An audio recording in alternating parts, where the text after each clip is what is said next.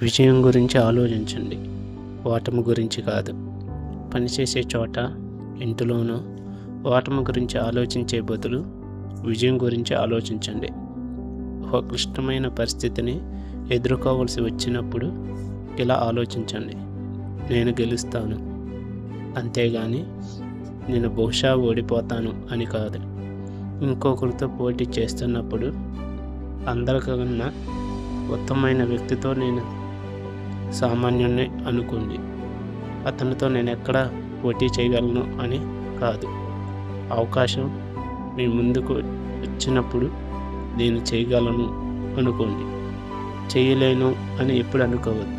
నేను విజయాన్ని సాధిస్తాను అనే గొప్ప ఆలోచన మీ ఆలోచన విధానాన్ని ఆక్రమించుకోనియండి.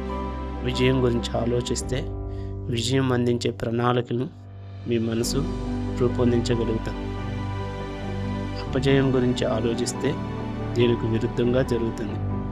ఓటమి గురించి ఆలోచనలు అలాంటి మరిన్ని ఆలోచనలు పుట్టించి ఓటమిని కలుగజేస్తాయి. మీ గురించి మీకున్న అభిప్రాయం కన్నా మీరు మెరుగైన వారని తరచూ గుర్తు చేసుకుంటూ ఉండండి. విజయాన్ని సాధించిన వాళ్ళు సూపర్మెన్ ఏమీ కాదు. విజయాన్ని సాధించిన అసాధారణ తెలివితేటలు అవసరం లేదు. అంతేకాదు, విజయం సాధించడంలో అతిపెద్ద రహస్యమో మర్మమో కూడా లేదు. అలాగే విజయం అదృష్టం మీద ఆధారపడి ఉండదు. విజయాన్ని సాధించిన వాళ్ళు తమ మీద, తాము చేసే పని మీద నమ్మకాన్ని పెంచుకున్న మామూలు మనుషులే. ఎప్పుడు కూడా మిమ్మల్ని మీరు తక్కువ అంచనా వేసుకోకండి. గొప్ప నమ్మకాలని కలిగి ఉండండి.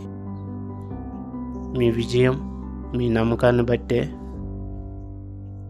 పెద్దదిగానో చిన్నదిగానో ఉంటుంది. చిన్న చిన్న లక్ష్యాలను ఏర్పరచుకుంటే పెద్ద విజయాలని సాధించండి.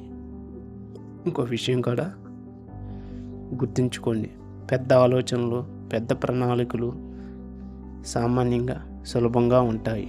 కానీ కనీసం చిన్న ఆలోచనలు, ప్రణాళికల కన్నా కష్టమైనవి మాత్రం కాదు.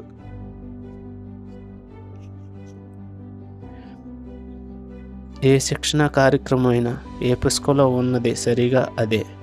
3 పనులు చేయాలి. విషయాన్ని మీ ముందుంచాలంటే ఏం చేయాలి? 2 చేసే పద్ధతిని, అంటే ఎలా చేయాలి అనే దాన్ని తెలియజేస్తాయి. ఇక 3 ఫలితాన్ని సాధించడం అనే అంతిమ పరీక్ష మిమ్మల్ని గురి చేయాలి.